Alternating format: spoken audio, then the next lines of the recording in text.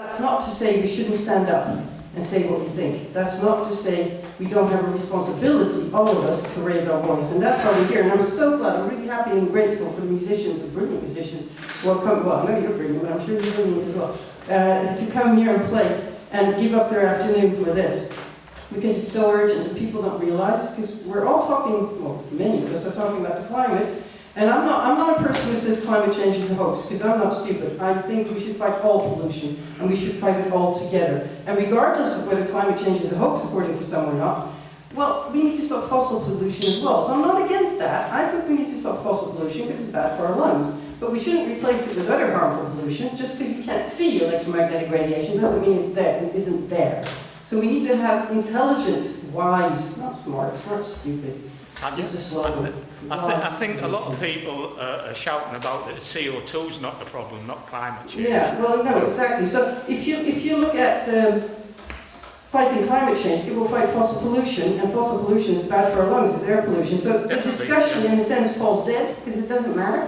Whether you believe it or not, we need to fight all pollution, and we need to find solutions that are ecologically responsible and that are soft to the planet, as a wise eco-philosopher once said.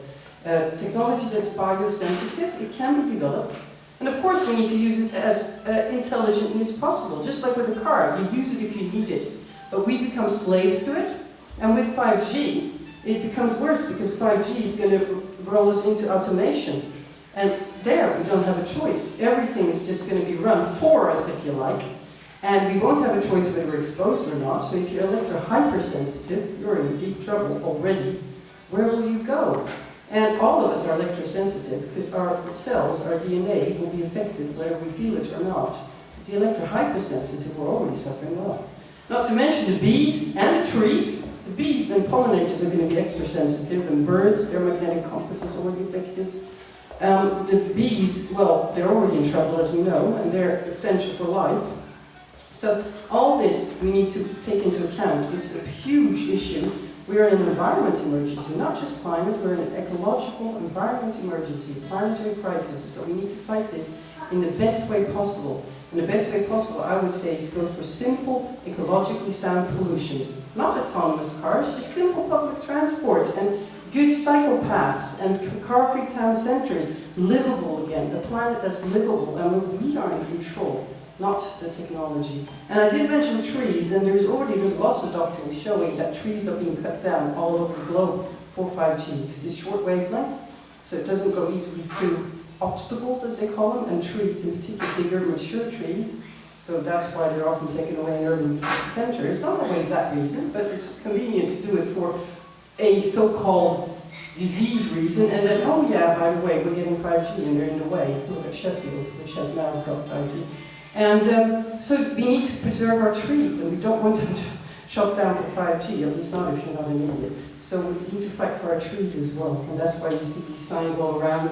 Save our trees for 5G, I think I put it away somewhere, but save our bees from 5G, etc. So this is such an urgent and all-encompassing issue, and that's why I'm glad you're here. I won't keep it much longer, I'll just say a few practical things that you can do if you haven't done it already. Please sign our local Stop 5G petition. It's there on the table, further down. You can also sign it online, Stop 5G out of white. We need 2,500 signatures, so we still need 1,000. We're on our way, but we need more because then they'll discuss it in council chamber, or at least they say they'll see or discuss it. They need to, because we've got a councillor for digital services, and he doesn't get it at all. Well, he thinks 5G is the best thing since sliced bread.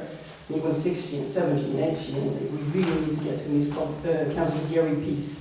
So please write to Councillor Gary Peace, P-E-A-C-E.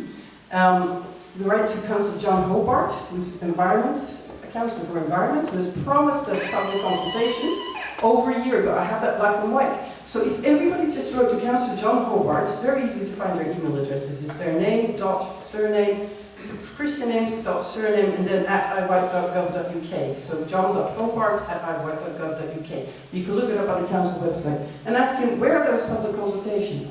Where's my right to informed consent?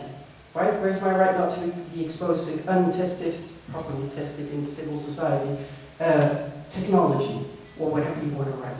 You need to write what you want. The more personal, the better. So local petition, please write to our council or call or whatever. Everybody does a little. That will make a little change. And you can also sign the global space, 5G space appeal. Look it up quickly.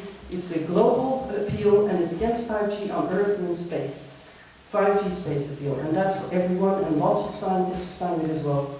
And that's already being delivered to governments. We delivered it to Downing Street in January because we had global protest day in January. And we had 38 countries and 270 events in 38 countries. And that didn't make the mainstream media. It did make the Daily Star in this country, I think it's already so, as I told you. But it did make the mainstream media in the Netherlands. They had a huge demo in Amsterdam. They had a pretty big one in Copenhagen, in Munich. So it has made the mainstream media in certain countries, and we need to fight and get this out there totally and as much as we can. And the next global protest day, mark this down please, is the 25th of April. 26th reserve day. Australia is doing it on the 26th because it's an important date for them on the 25th. So 25th, 26th of April, if we're still allowed to have public gatherings because of the coronavirus. And by the way, as an aside, I'm not into conspiracy, but 5G has been shown to be an immune suppressor. South Korea, China, very early rollout of 5G. I say no more. I'm not saying it's a cause, I'm saying it could contribute. I'll leave that with you. But if we can still have public gatherings, otherwise we have to find another way. 25th, 26th of April, please. We're going to have another event then. I'm not sure yet about the venue, but it will be afternoon, will be music, I'm sure, with the help of lovely Derek and Peter. And we're going to make that bigger than ever. So please spread that, share that. If you're not on our list, please put your name if you want to, and your email address if you have, or your phone number, and I'll contact you about the events. So I won't say that much more, but please do what you can and share with everyone. Because on the 25th we want masses of people. Today's not that many, but I'm so glad for those who are here, and it's quality above quantity, and above all, music is fantastic, so I'm enjoying it. I will shut up now, but thank you for coming, and thank you for playing.